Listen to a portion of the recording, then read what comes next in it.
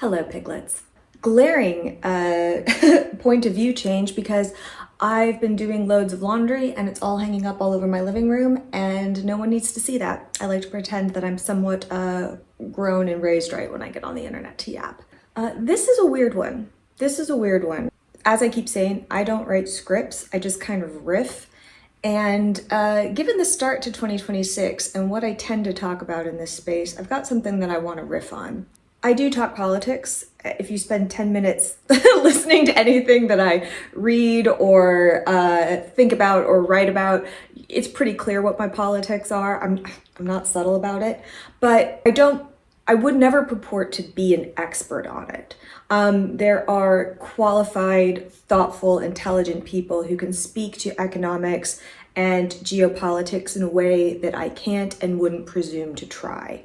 What I talk about in this area is culture, is media, is discourse, is vibes, and the business and politics of all of the above, right? I focus on soft power because I think it's just as, if not sometimes more impactful than hard economic or military power. So, my fellow Americans, we need to talk.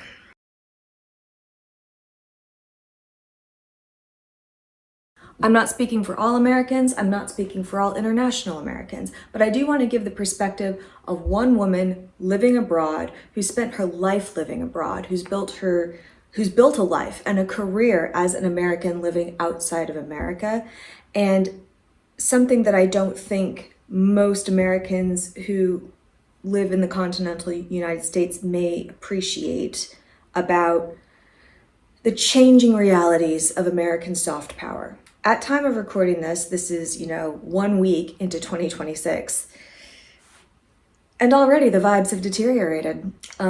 We don't have all of the details. The story is obviously still developing. This could be out of date by the time you're watching it, but as I'm recording this, the US has kind of maybe done a coup in Venezuela. It's hard to tell. We don't seem to have a plan, except that we've kidnapped the leader of another nation state and are trying to hold a trial for him for US laws, which is against international law, and we don't really seem to have a plan for anything that comes after, except violating the democratic process in Venezuela, which, to be fair, the kidnapped president had also violated. It's bad. And much is being made right now, rightly, about the wider geopolitical implications of this. Europe, NATO, various alliances are reacting in real time to the United States doing something so flagrantly in violation of international law. I might come back to this, but again, I would never purport to be an expert on that, and I don't want to claim to be. But I do want to talk about something that I don't think enough Americans appreciate about the United States' place in the world, and that is our position of soft power, of cultural influence, of taste making, of cultural guidance. We have played a role in shaping the tastes, the perspectives, the media, the culture of the world for the last 70 years. And just as there are very real conversations happening right now about geopolitical world orders breaking, I think we need to be talking about how culture is going to be shifting and has shifted and will continue to shift because of American politics. This affects you. You might not think that it affects you. You might not understand exactly how it affects you, but it does. And I want to try and break down a little bit of why. So a few priors about me. I've talked about some of this before. I'm an immigrant. I'm an American immigrant to the UK. My husband and I moved here almost 15 years ago. As I've said, we've built our lives and careers here. But before that, I was a military brat growing up. I grew up very largely internationally. This included post-Soviet fall Europe. This included the Pacific Rim, and, stints in America as well. My father also worked for NATO, so we spent some time in Brussels, Belgium.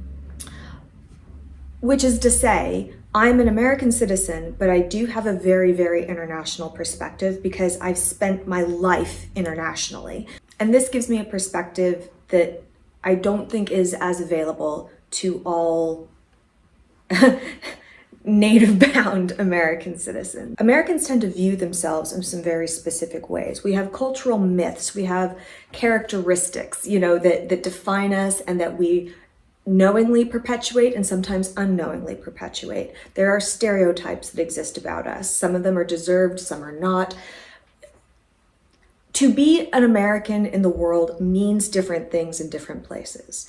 And I don't think enough Americans, particularly those who don't get to travel very widely or who only travel in a specifically commercially tourist sort of way, always absorb or appreciate the different perspectives on America that exist. This is for a few reasons. Number one, we got to talk about geography. The United States is vast. It is a huge, huge country. It is a third of a continent. And to a lot of Americans, I think we just think of that as normal. It's not. Like most countries in the world are the size of one of our states. Over in Europe where I live, that's normal. The UK is about the size of Idaho for comparison. We are a nation on a different scale than most other nations. And what this means practically is that we have a lot of ecosystems. We've got jungles, we've got deserts, we've got forests, we've got plains. This allows for different kinds of agriculture. This allows for different kind of industry. Because we have so much land mass, we have a vast swath of natural materials and resources within our own borders. Speaking of those borders, we are bounded north and south by two staunch allies at time of recording and two oceans. And what this means for us practically is that we don't have a lot to worry about, militarily speaking. We have not had to worry about a land invasion the way that other nation states that we consider allies have had to. We have had two friendly nation states on either side of us, which protect us and insulate us in spite of some of the, the anti-border rhetoric. Like, we have benefited from having two highly friendly nation states to either side of us and no nation states on the others. Like, this has protected and insulated the US from a lot of pain and heartache that other nations have not been equally insulated from. Another thing that a lot of Americans I don't think appreciate is how young we are. How young we are. We are about to celebrate our 250th birthday as a nation state. We're rightly proud of it. Guys, there's like a 1,000-year-old door in a church up the street from me. Like, most Americans do not operate with the same, just as they don't understand their geographical sense of scale, I don't think most Americans really appreciate other nation states' sense of longevity. And I think, again, that has to do with the geography. Canada and Mexico are relatively younger nation states because we're all part of the post-European colonial experience.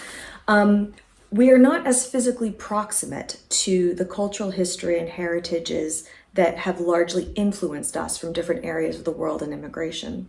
And we haven't treated our native populations with anything akin to respect or deference. So all we have is what we've got. Old to us is the East Coast 18th century buildings, which I love. I love.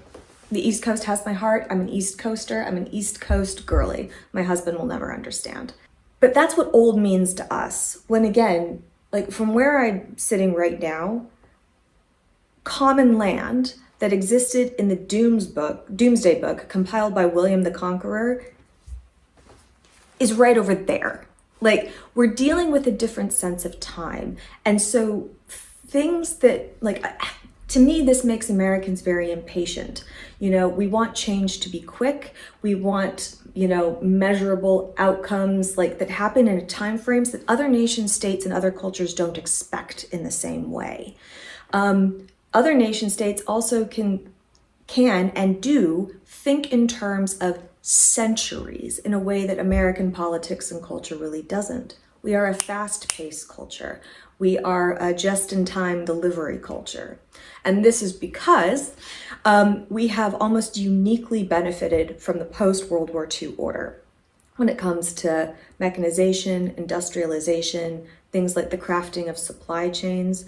In so many ways, the US was uniquely able to position itself after World War II to structure whole aspects of the world to suit it.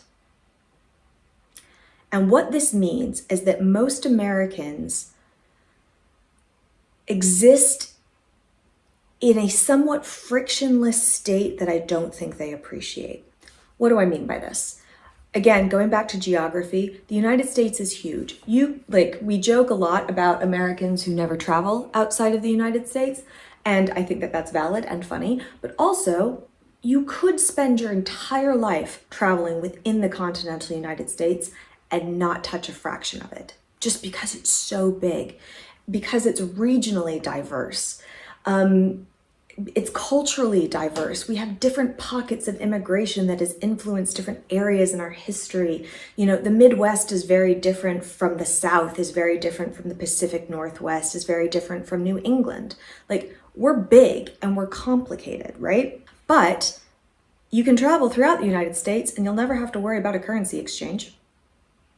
This is less and less true as time goes by, but broadly speaking, you didn't have to worry about laws changing too much between states' borders, unless you're a woman. You can travel, again, very broadly, and not have to think about a passport to get from one state to the next.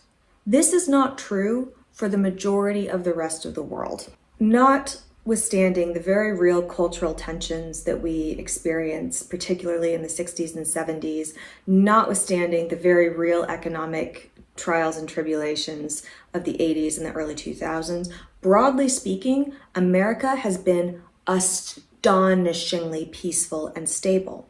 This is also not true of the rest of the world, where countries frequently experience coups and political overthrows, where half of Europe in my lifetime has had to rebuild itself after the fall of the Iron Curtain.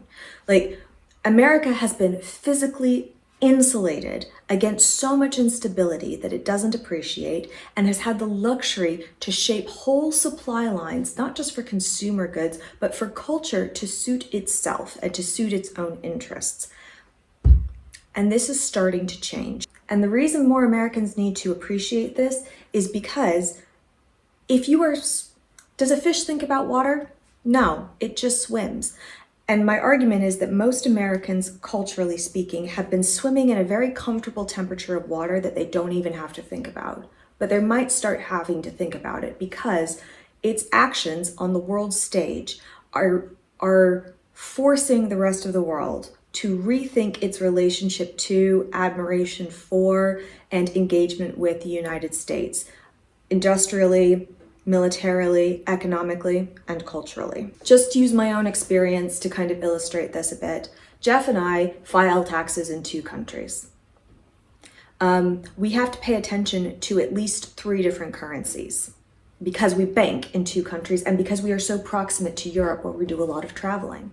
This is what I mean when I say that traveling in the US is frictionless by comparison. We have to think about more things living abroad. And that's because we've made the choice, right? But even British citizens who live here have to think about more things to travel than the average American does. Again, currencies, passports, you name it. Administratively speaking, we have a much more friction-heavy existence than the average American does. Again, I'm not diminishing anyone's personal circumstances or even broad issues or challenges. The US, I got a lot to say about how imperfect and bad it is, but I'm just speaking from a bundle of perspectives and experiences on my own part. We have to be aware of multiple laws. I have to pay attention to 2 nation sets of politics and policies because they directly affect me and my life and my ability to build and construct a life. And so, when either of my nations start to piss off their neighbors, it affects me. It affects me personally. And let me give you an example. Let's talk about Brexit. So part of the reason that Jeff and I moved to the UK originally is because the UK was part of the European Union. It had its own currency, it had its own kind of carved out situation, but by having access to the UK at the time we moved here, that also gave us access to Europe. And our thinking was, we'll start in the UK, but maybe if other opportunities or job ops arise, we could go somewhere else if we wanted to. We could travel more widely than we did. And the reality of the Brexit vote changed the mathematics for us. We had to seriously consider if we still wanted to stay in the UK, because one of the major benefits for us had been taken away by that political outcome. Not only that, Brexit is fueled by a lot of the same things currently fueling American politics. Racism, anti-immigration, and economic disenfranchisement and growing class instability and inequality are are real problems. And the exact same forces, the exact same sentiments that led to Brexit is what led to the rise of MAGA and Donald Trump. I did not think Donald Trump was going to be elected.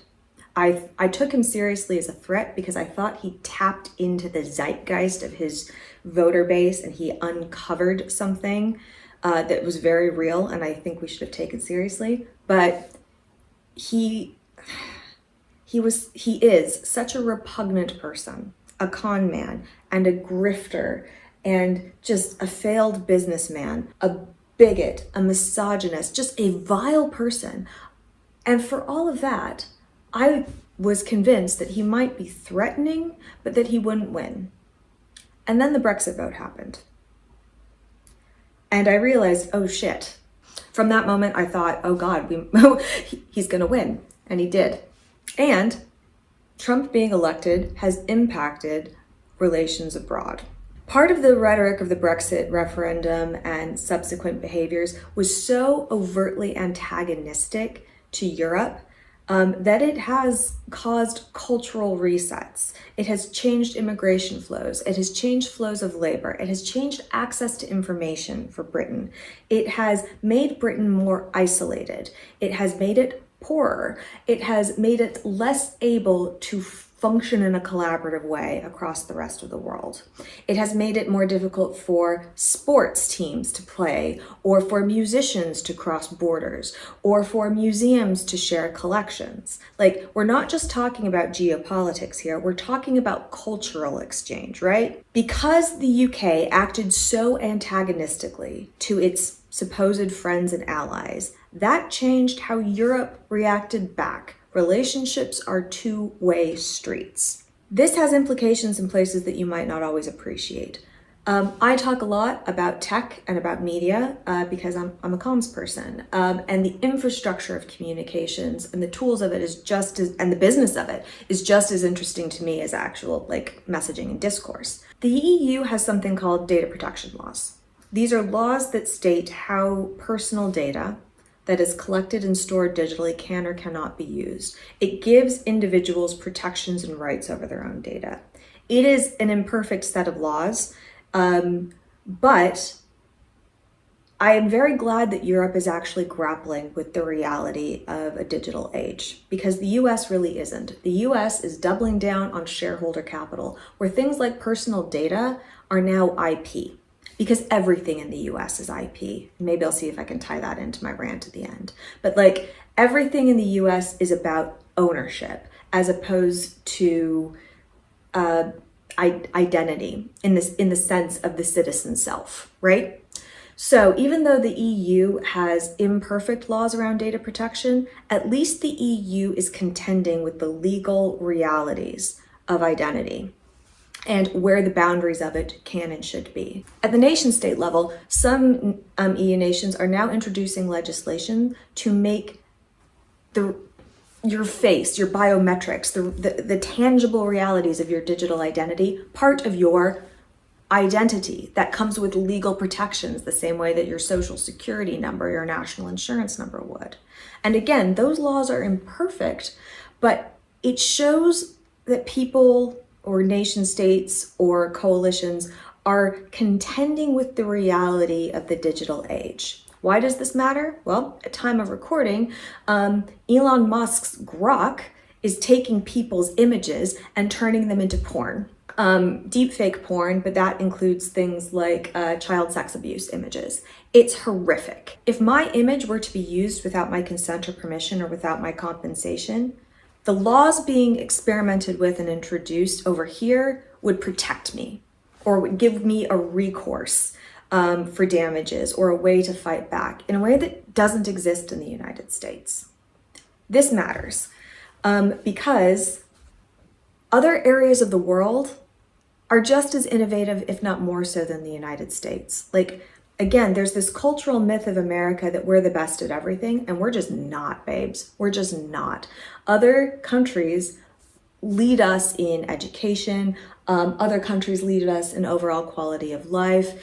Other countries lead us in healthcare outcomes. Other countries lead us in areas of research. We don't like to think about it. And again, because we're so big and so physically isolated, we often get the luxury of not having to think about it because most Americans are too busy thinking about their own pretty self-contained lives. And I understand it, but you're missing out on the global perspective, and the global perspective affects you. Because if the EU or Europe or other coalitions introduce laws and protections over here, Americans might not benefit from them in the same way. And we're starting to build a more disconnected, unequal world as a result. Let me give you another example of how this could affect you. I've joked before that the US economy is 7 billionaires in a trench coat. Well, a good chunk of that economy at time of recording is foolishly locked up in AI, right? Well, the EU is starting to enforce laws because US tech companies have been operating in many cases outside or irrespective of various laws and regulations in the EU, and the EU has chosen to selectively enforce them. And they've done that because there has been a cultural understanding that it is better to have a collaborative, friendly relationship with the United States than an antagonistic one. But as the US is changing the dynamics of that relationship, the EU is responding. So again, in recent memory, it's introducing big fines for social media platforms and tech companies for not adhering to data protection and other regulations. This is good. Like, let me be clear, this is good. But now they're also threatening to remove access to EU user data. I think this is good too. But think about what this means then for the US economy. If the US economy is throwing everything into AI, which is stupid and it shouldn't be doing, what happens when it loses access to a quarter of the world's data? Do you think, like, what's the AI going to be trained on? Who are the consumers that you're going to sell it to? Who are the businesses that you're going to be able to try and like not only that, because the economy is 7 billionaires in a trench coat, things that affect stock prices also effectively impact Americans' savings portfolios or pensions. Like, this has real world implications. By changing the cultural relationship between one area of the world and the United States, it will start to affect American citizens at home in ways that you won't notice immediately, but will stack up over time. It will affect your access to data and to media. It will affect your ability, as we've seen with tariffs, to trade. It will affect other people's willingness to perform in or sell products to the United States. If you make it harder to be friends with you, people will stop being friends with you. And again, because I think most Americans swim in very comfortable waters, they have never had to contend with what this reality could look like. They have fallen victim to a rhetorical lie that the United States is an island, and we're not. Where does this tie in with culture? Well, I reference shareholder capital. At the moment, the biggest industries in the United States are technology companies, healthcare, and military industrial spending. And Europe, the rest of the world, Canada, our former bestie, and Mexico, they are reshaping entire trade alliances, entire supply chains, entire data sharing packages to circumvent the United States. They aren't meeting us with the degree of antagonism that we're throwing out to them, but they are taking us at our word. And I hear you ask, Cadence, what does this have to do with gay hockey? Let me tell you. I joked in my vibe shift video that my main properties that I thought caused the most cultural and relevant kind of broad impact for the media ecosystem in the last year, 2025, were Sinners, K-pop Demon Hunters, and Heated Rivalry. Those last two are entirely or largely Canadian projects. As I talked about, neither were expected to be hits. Both were made in different budgets or shopped around, and they are having outsized impact. And in the discourse, people are talking about how, oh, they might not be eligible for certain American media recognitions, like the Emmys, because they're not, like Heated Rivalry, for instance, is a Canadian show. And so it wouldn't be eligible for a lot of Emmy nominations. And you know what? People are going, oh yeah, but there's other ways to evaluate good TV. There's the Canadian Screen Awards, there's BAFTA, there's internationally, there's other things that we can look to recognize and celebrate this work. That's bad for American soft power. If things like the Emmys and the Oscars are seen as less desirable or less attuned to or less accepting of or inclusive of other nations' art, particularly when those nations are doing better art than us because they are not subject to the same restrictions of shareholder capital. When all of the United States media ecosystem right now, again, at time of recording, studios are buying one another and consolidating power, not so much to make new things, but so that they can consolidate their ownership over existing IP properties and rent it back to us, the consumers. American media and culture is increasingly about ownership, not about creation. And do you know what? Because America has built so much of the world and culture to be attuned to and to supplement our models and our interests, for a long time, people have just kind of gone with it because there's money to be made. But let me tell you, there's an increasing attitude of, well, fuck you, we'll just go around you. And they are. In the world of trade, Canada and Brazil are cutting out American soybean farmers by trading directly with China. Australia is, selling its fruit in a way that's undercutting American farmers. Now, South Korea is not sending any more of its best and brightest to work for us because America can no longer be trusted to keep its people safe when it does. Like, this is a vibe shift, people. This is a vibe shift. In terms of business, in terms of laws and regulations, in terms of military alliances, like Europe is rearming itself as we speak, and it's doing so in a way that doesn't rely on the United States system, which again is bad for the American economy because, all we do is IP and guns and healthcare at this point, and all of them pretty badly. Finally, media and culture. All of these things are being reconceptualized, restructured, and the rest of the world is looking for ways to go around, ignore, or avoid the United States. I can only speak to my experience, my perspective, the one that I have, but watching in my lifetime this cultural shift happen has been astonishing. When I was a kid in, post-Soviet Europe, the US was not seen as a perfect nation, but was respected and revered. And because of the use of its soft power, of its cultural influence, very deliberately used, often constructively, sometimes detrimentally, but often constructively, to what we are now and how we are seen now.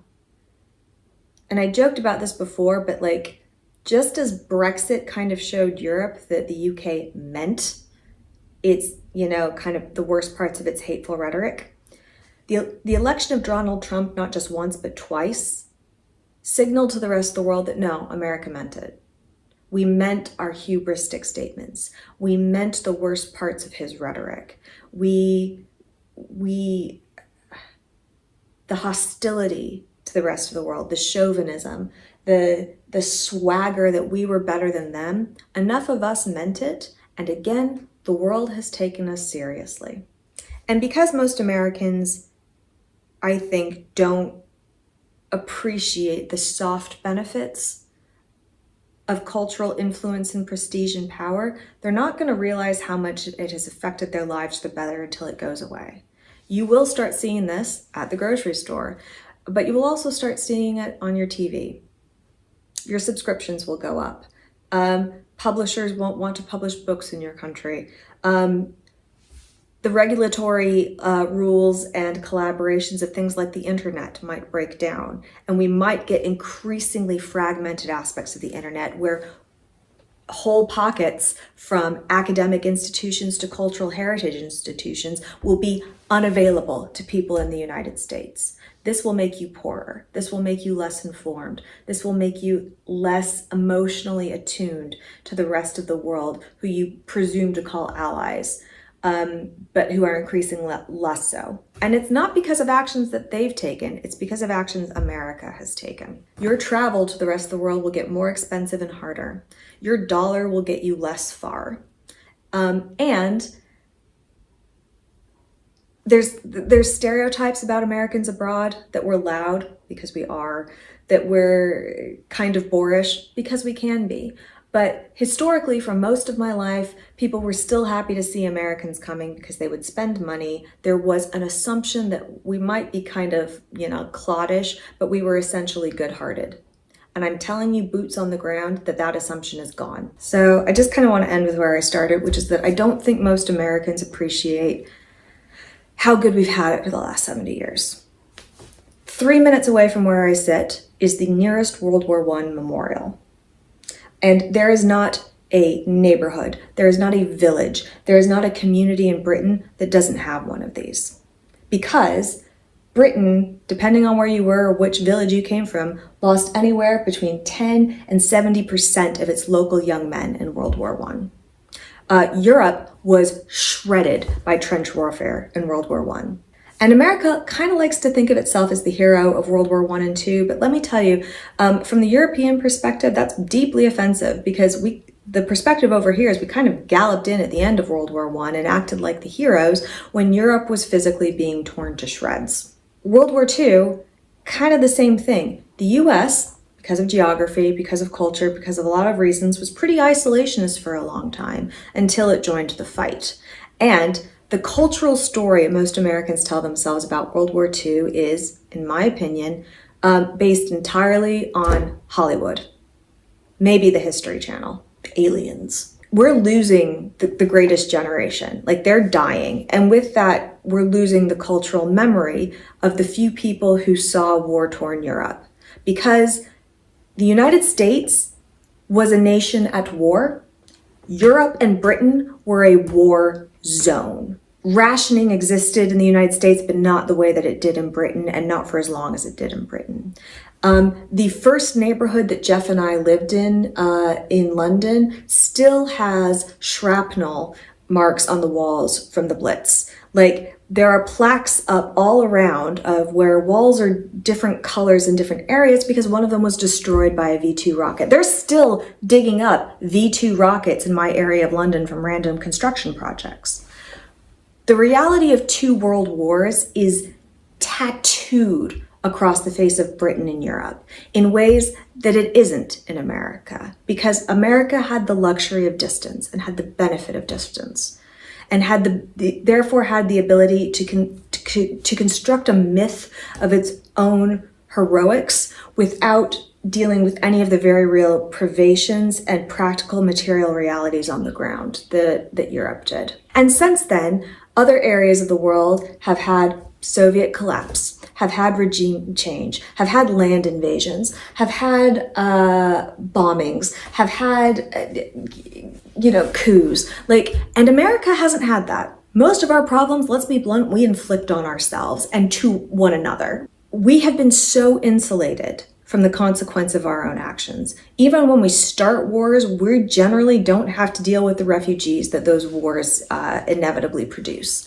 America has had it so easy for so long. We have been at the top of the cultural pyramid for so long that I don't think most Americans realize what's going to happen when that shifts, or that it's shifting.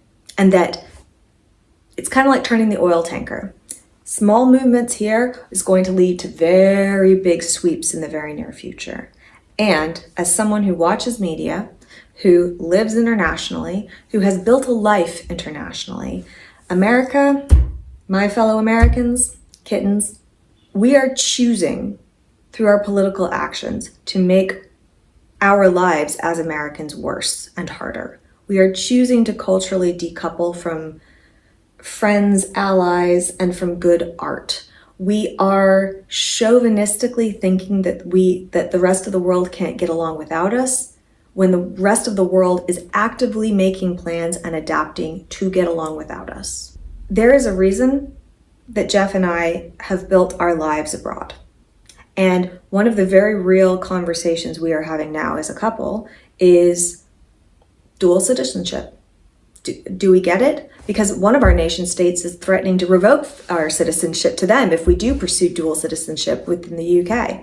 Like, where do we want to build a life? Do we want to actually be closer to our families? Something that I've talked about in videos is like really, really missing and not having.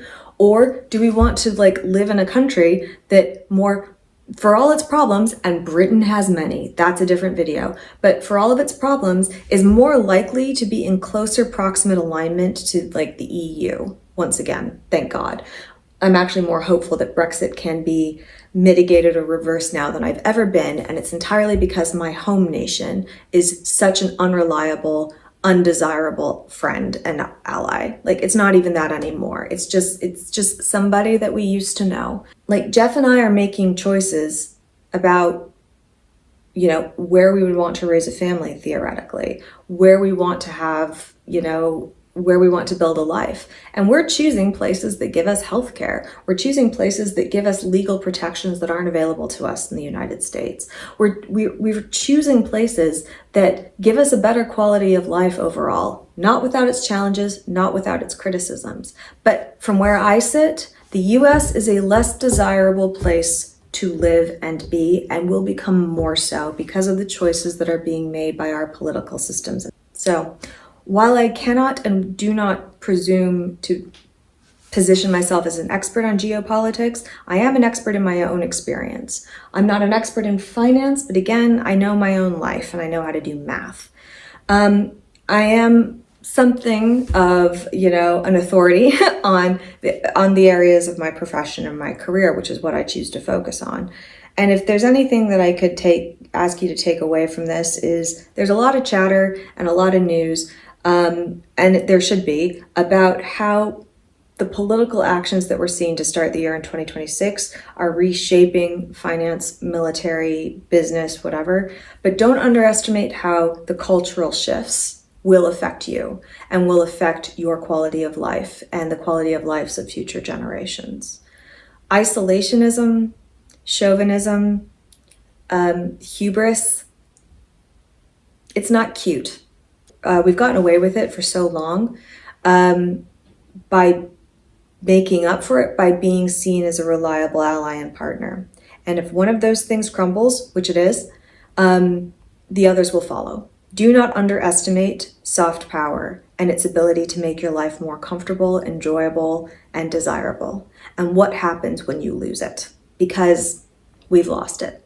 And if you haven't experienced it yet, you will. So yeah, again, not normally what I do here, and we'll even see if I even post some version of this video or not. Maybe it's not cool enough for what I normally do, but I'm a Gemini. I like to talk. Writing and talking is how I get my feelings out, and this is what I'm feeling in week 1 of 2026. We'll get back to whimsy and silliness here in a bit, but I'd be remiss if I didn't stand the things that I love without criticizing the things that I think make the world worse. Love you, kittens.